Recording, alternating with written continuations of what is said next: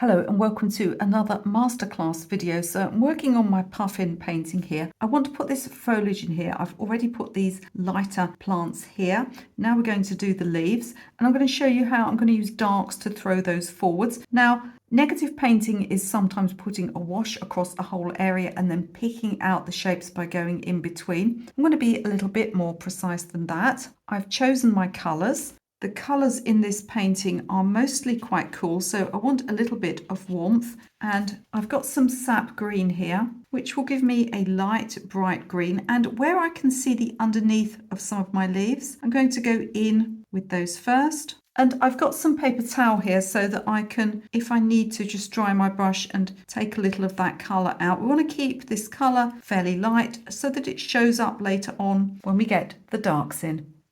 So there are only a few areas where we can see the underneath of the leaves. There are a few higher up. We want most of them to be down here because that then gives that sort of sense of perspective.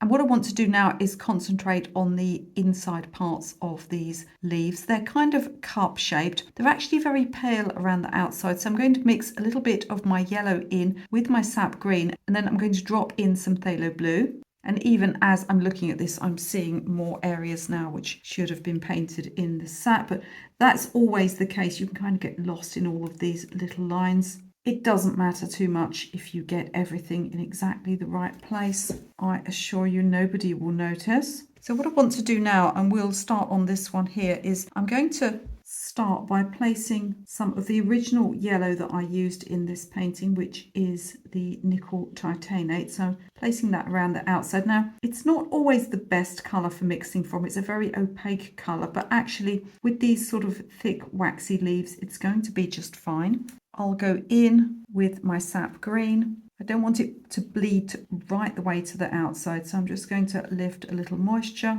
out of it. We're going to do everything on these leaves while they're wet. So straight away, going in with a bit of my phthalo blue and just popping that in the center there.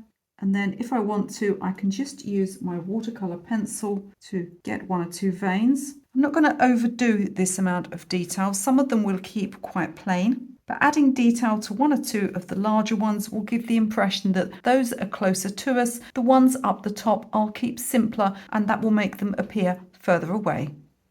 Now, next to my phthalo blue here is some yellow that I've used for another project, but I'm not going to be just randomly dipping in and out of things. It's so important when you're painting to stick to a limited palette. I don't mean within every single painting you have to use the same 12 colours. That's really boring. But within one particular painting, you should use as few colours as possible. That's going to make everything sort of hang together and be much more sort of cohesive. So wherever possible, I'm going to use the same colours. Now what I'm going to do here is I'm actually going to start my negative painting, even with the leaves, going around these other lighter areas that I've already got there. When I go in with this second colour, I'm keeping the paint fairly thick. Doesn't matter if you're using pan paint or tube paints. The more watery it is, you see how it spreads there, and the more watery it is, the further it will spread. So you can keep an eye on that and just adjust that as you want by lifting out some of the water, by going in with thicker paint and coming along to the edge of that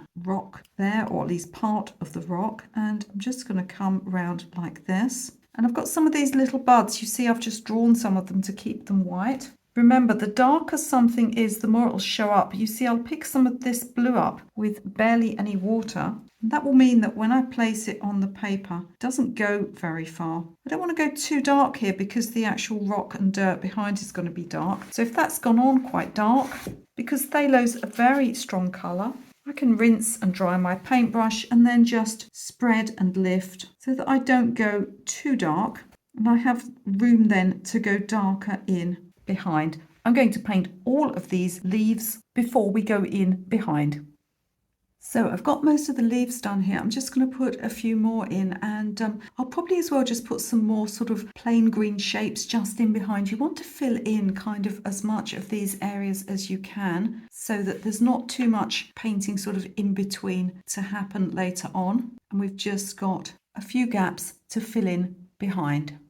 Now I want to mix some dark green to go behind some of the areas of foliage. Now Payne's Grey has a lot of blue pigment in, so we can actually make a green from it. I'm just mixing it here with some of the phthalo, and I'm going to add in some of my yellow. If it goes too blue like this, we can just balance that out with some sap green. Just experimenting here to see what kind of dark green I can get. That's looking splendid. I'm going to start going behind these leaves now. So these have all dried. I'm going to go behind these. I've also got areas of the dirt and the rocks that I'll be working into as I come across. But this area here next to the bird, we can keep all of this a nice dark green. I'm being lazy here. You could just, if you need to, you can swap to a much smaller paintbrush so that you can paint more accurately.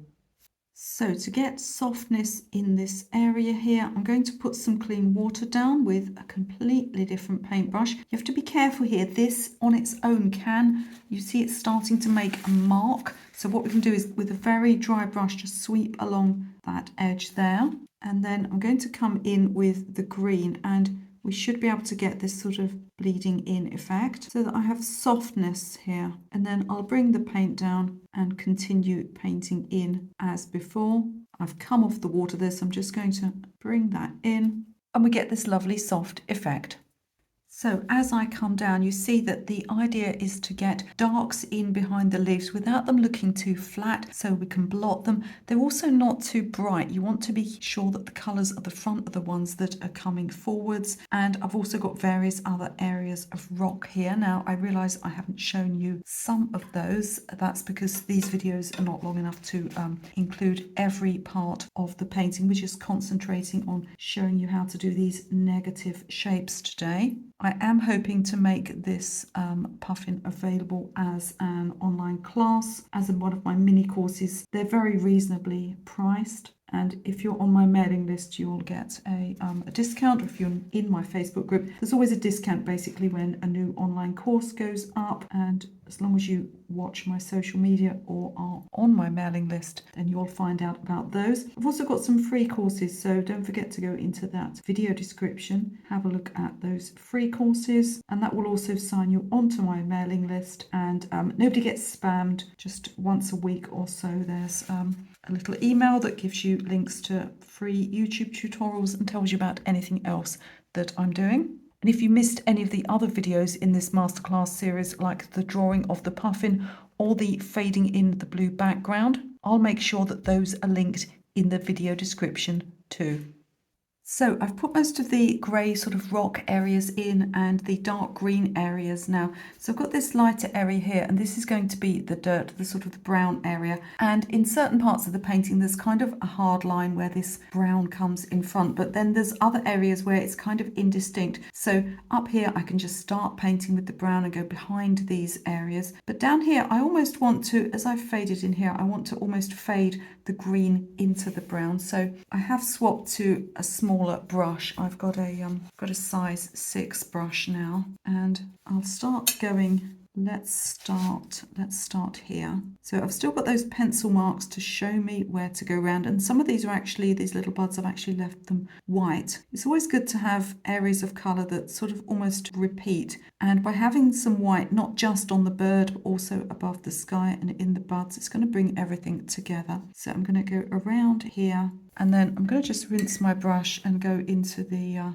burnt umber here and just take this in here. Again, I want to avoid it being too flat in colour and too dark, so I can sort of allow backgrounds and things to happen, but I can also just blot, and that will give it a little bit of texture.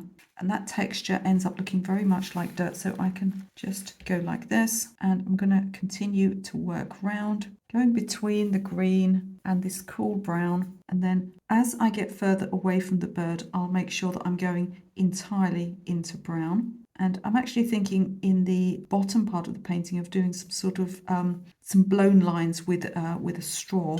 That won't be part of this tutorial. Don't forget to look in the video description for other parts of this tutorial. They may not be up immediately as I'm still filming them, obviously, but once they're ready, I'll put them down there so that everything's linked. And I'll see you in the next masterclass video.